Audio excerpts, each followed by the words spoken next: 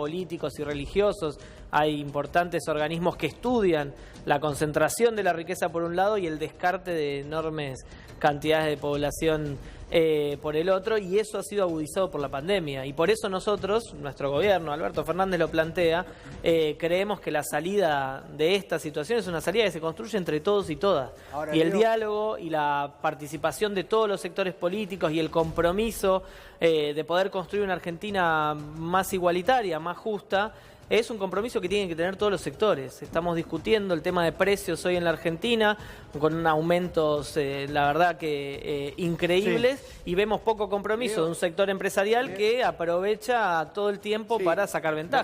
Lo que pasa, Leo, es que, vamos a decir la verdad también, el problema quizás no son los precios, sino que son los salarios. También. Digo, porque los precios históricamente en todos los gobiernos peronistas no han sido bajos, pero los salarios sí han sido altos. También. Y estamos teniendo salarios muy bajos. Pero la inflación... Mira, acá tenemos una manzana, 50 pesos. Sí, claro. El Argentina de hoy... La inflación pero te pregunto, pero mira, porque esto no está disociado de lo que estamos viendo, ¿eh? Claro que no. No está disociado. Porque, a ver, ese pibe que lo veíamos y que recién Carlitos quería que lo veamos y que tengamos presencia y que veamos lo que se vive.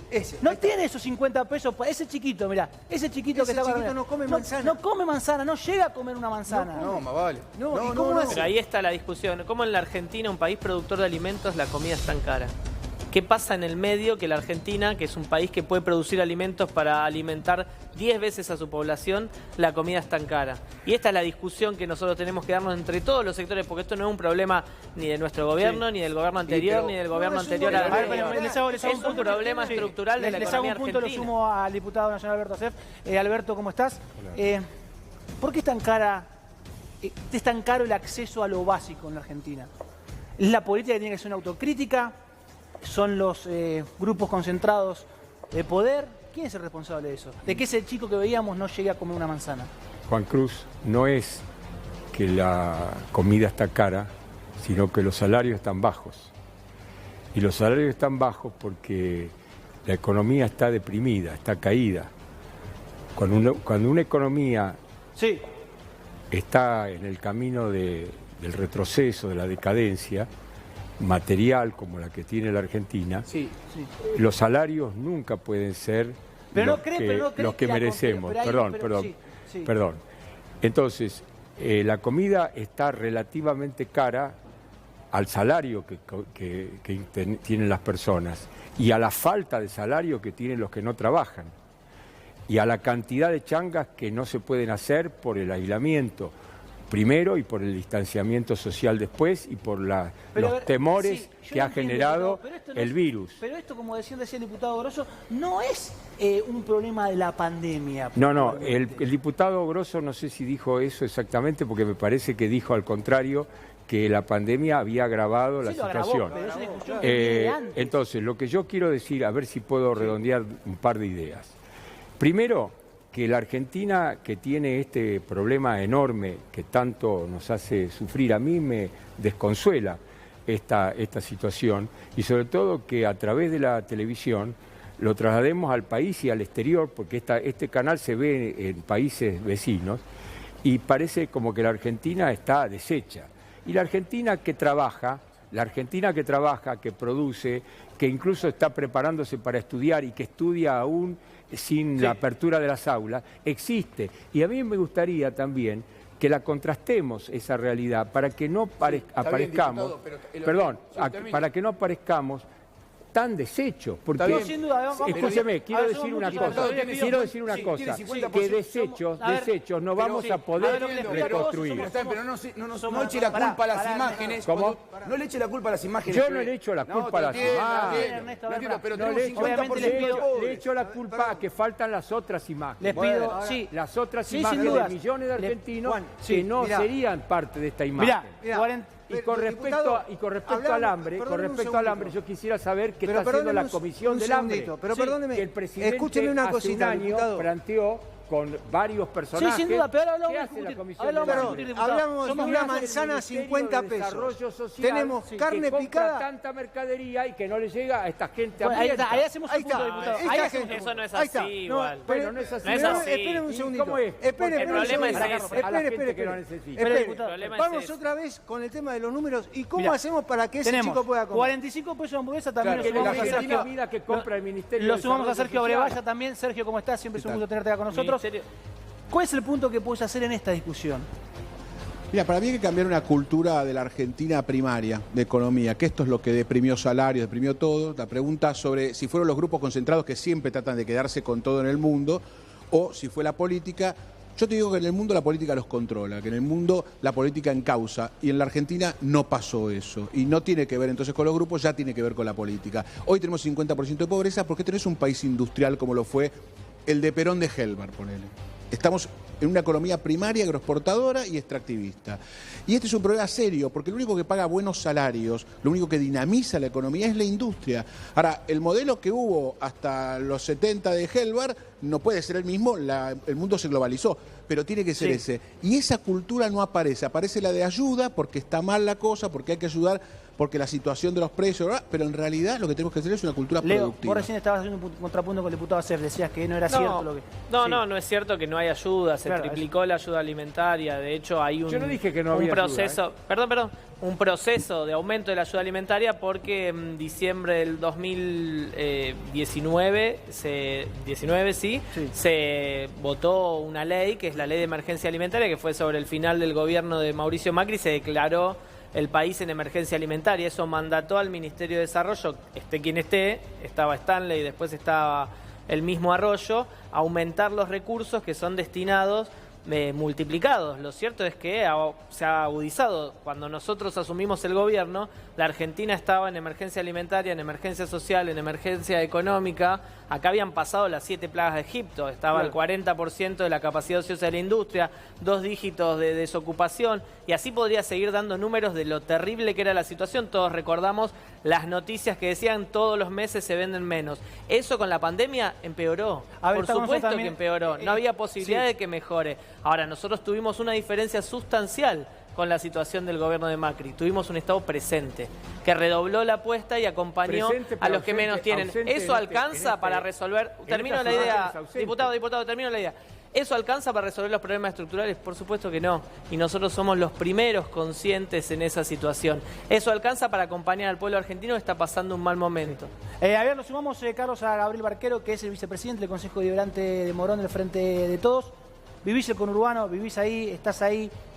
¿Qué impresión te dan estas imágenes? Es lo que dice la continuidad, lo que dice Leo. Nosotros tenemos un Estado presente en la inmediatez, o sea, nos hemos encontrado, no vamos a hacer un análisis de dónde veníamos, pero sí con lo que nos encontramos. Bien como decía Leo, las primeras medidas que fueron del gobierno nacional fueron la tarjeta alimentaria, reconocer la situación que se vivía sobre todo en el conurbano, y el Estado estuvo ahí presente y sigue estando presente. Pero sobre todo cuando vino la pandemia, y ahí no coincido para nada con el diputado, el Estado reforzó la presencia ahí. Pero ahí hablamos de la buena política, sin mirar los colores políticos. Si uno camina el conurbano, uno ve al Estado presente y sobre todo al Estado local, y ve a los intendentes, pero no me pongan en mi boca lo que yo no dije. No solo tratando de llegarle con la comida y con las necesidades, sino también, como decías vos, Juan Cruz, en cada uno de los problemas inmediatos. Sí, ahí es donde está la buena política, ahí es donde están los intereses. Te puedo una pregunta. Iba a hablar de eso, mirá. Un kilo de yerba a 400 pesos. Recién veíamos una manzana a 50 pesos. ¿Quién hace el control de precios? No, pero... Lo está haciendo el Estado local. El Estado local está. Los movimientos sociales. ¿Lo está haciendo? Lo que dice Sergio, ¿se está haciendo ese control? Sí, que se está haciendo. Claro. Entonces no funciona. Pero Gabriel, ¿te puedo hacer una crítica? El problema es que no tenés que hacer vos el control de precios. Hay una Secretaría de Comercio que tiene que hacer eso. Perdón. Entonces lo que digo es, eso lo mate. Mirá, ese cálculo es muy simple, digo para que la audiencia lo sepa, ese cálculo es muy simple. En la Argentina, por cada 100 gramos es un mate. El mate que tenemos todos los argentinos son 100 gramos de yerba. Son 2 litros de agua, más o menos digo, porque la gente más o menos es el cálculo más rápido. Por eso necesitamos el acuerdo de todos los sectores. Claro, a ver, ¿cuáles son las empresas que marcan los precios? Pero pará, ¿no? Porque nosotros tuvimos una discusión. Nosotros tuvimos una discusión hace un año, Vicentín, que para nuestro gobierno significó inclusive dar un paso al costado de decisiones que se habían tomado porque no se construía acuerdo entre todos los sectores y porque nosotros creemos profundamente que para avanzar en estas cuestiones que son centrales para estructurar nuestra economía necesitamos el acuerdo de todos los sectores. Porque ahí es cuando pasa esto. Después es muy difícil controlar los precios, claro, pero hay sectores que están poniendo palos en la rueda desde que asumimos el gobierno. Diputado. Yo quiero decir una cosa que me parece que la gente la va a entender y ustedes también. Acá el diputado dice hay que llegar a un acuerdo. Y toda la intención de ese acuerdo naufraga cuando él lo único que hace es cuestionar para el pasado, hacer reproches, en lugar de decir, sin saber de dónde estamos parados. Encontremos un camino hacia el acuerdo. Yo estoy absolutamente dispuesto para hacer un acuerdo. Perdón, usted no me dejó que lo interrumpa y usted me interrumpe. Tiene razón. Bueno, lo que quiero decirle, te digo usted y tendría que decirte como te digo en la Cámara, pero quiero decir, si queremos un acuerdo, tenemos que hacerlo de buena fe, terminar con los reproches del pasado y atender estos problemas y tantísimos otros que tiene el país, vos con esa vocación de acordar, yo la tengo. Le digo que Alberto Asef tiene esa vocación y muchísima gente del Frente Juntos por el Cambio tiene la misma vocación. Tenemos la vocación de encontrar acuerdos. Yo no sé si lo que lideran Juntos por el Cambio. Yo te digo, vos decís no sé, pero yo te digo, yo sé que la mayoría de la gente tiene esa vocación, no tiene ninguna otra intención que ayudar a que la Argentina salga de este Pero los votos no se notan, diputado. Bueno, si no se nota... lo entiendo, pero el bloque, usted puede ser, pero el bloque no se nota. Se han opuesto un montón de leyes que eran claramente no le hemos en favor de la población. Nunca, le hemos votado todas las leyes, no hay ningún problema. La emergencia que dice Grosso, se la votó esa emergencia. Esa era cuando era su se gobierno. Votó todas las leyes fundamentales. Eso era cuando era su gobierno. El tema de las leyes, el tema de las leyes no pasa por las leyes, sino que pasa porque justamente, como dicen, que el Estado esté presente. ¿Pero dónde? ¿Dónde tiene que estar? Estas imágenes no tendrían que existir si el Estado estuviera presente. A ver, Sergio, esa es la mentira que construye. ¿Cómo la mentira que construye? La realidad que muestra la pantalla. Usted agarra un problema que hay ahí, que es concreto y objetivo, y lo nacionaliza. Y el Estado está ausente. Entonces hablan, vociferan que hay un Estado presente y resulta que la verdad el Estado está ausente. Estaba Sergio y es una posición también más que interesante porque ocupa otro espacio y otro sector. ¿Y cómo se construye ese diálogo, Sergio? Porque, a ver, acá hay una misma imagen, que es una imagen que es objetiva, como dice Leonardo. Está ahí, es un problema concreto. Pero lo cierto es que la política no está. Y quizás ayuda la política. Es más, debo estar convencido, Ernesto, que le debe llegar ayuda del Estado a esa familia. Estoy convencido de eso. Sí. Pero no basta.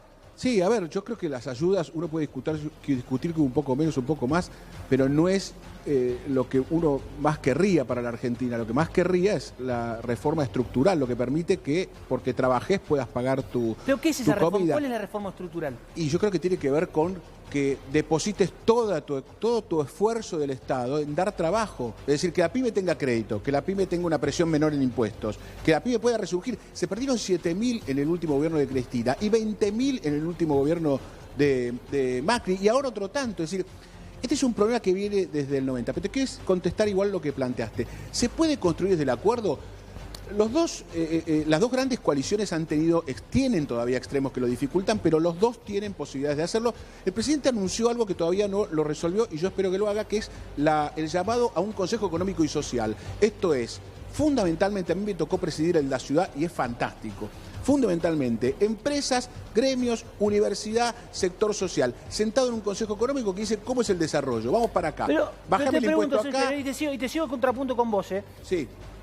¿En qué ayudan esas, como decimos, esas comisiones? ¿No? ¿Te acuerdas que el presidente Perón decía, ¿no? Si querías que algo no sale, armó una comisión. Eso decía Perón y tiene entonces, razón, a ver, ¿Cómo resolvemos que ese problema que está teniendo ese... Y a ver, sacamos de ese lugar. ¿Cómo resolvemos para el que nos está mirando, que tiene problema en Chaco, que tiene problema en cualquier provincia, que tiene problema en Santa Fe, que tiene problema en el conurbano bonaerense, la solución le llegue ahora, en lugar de estar esperando una comisión de resolución? Totalmente. A ver, otra cosa, pero después se juntan algo muy importante. Hay un consejo de precio y salario. ¿Sabés quiénes son los únicos que cumplen las decisiones? Los que pagan los salarios. Porque los trabajadores ganan 22.000, 26.000, 30.000 pesos, que cuando firman, los que acuerdan los precios después los suben todos. Pero por eso el problema... Entonces siempre el problema son con los trabajadores. No, por eso el problema es el desarrollo. Porque si vos no tenés más industria, más pyme dando trabajo, si no desde el Estado orientás y decís vamos para acá y para acá pongo la plata, no la pongo solo en la ayuda social, la pongo en el que produce. Si vos das trabajo, yo te doy crédito a pagar en años. Esto es lo que no está pasando. El Consejo Económico y Social, te aclaro, no es una comisión nada más.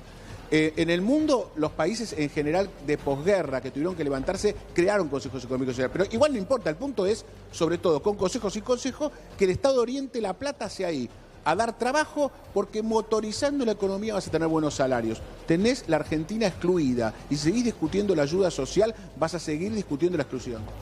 ¿Leo? No, nosotros de hecho proponemos nosotros el Consejo Económico y Social y nosotros creemos que ahí es la posibilidad de generar el acuerdo. Después hay muchas dificultades porque primero para generar el acuerdo hay que partir de la base de analizar la realidad desde una misma, por lo menos arrimando una misma mirada. Entonces si nosotros no entendemos que pasamos 4 años difíciles, muy duros, y no es recriminar, sino entender desde dónde vamos, no podemos acordar nada. Y después que hay sectores que en cuanto se mueve un poquito así sus intereses, boicotean todo. Lo vimos con los sectores grandes empresarios cuando se discutió el aporte extraordinario por única vez de las grandes fortunas. Juntos por el Cambio se opuso, pero que parecía que íbamos a instalar la dictadura chavista, castrista en la Argentina, porque le pedíamos a los millonarios 10.000 personas, 10.000 personas solo en la Argentina, que tienen más de 200 millones de pesos cada uno como bienes personales,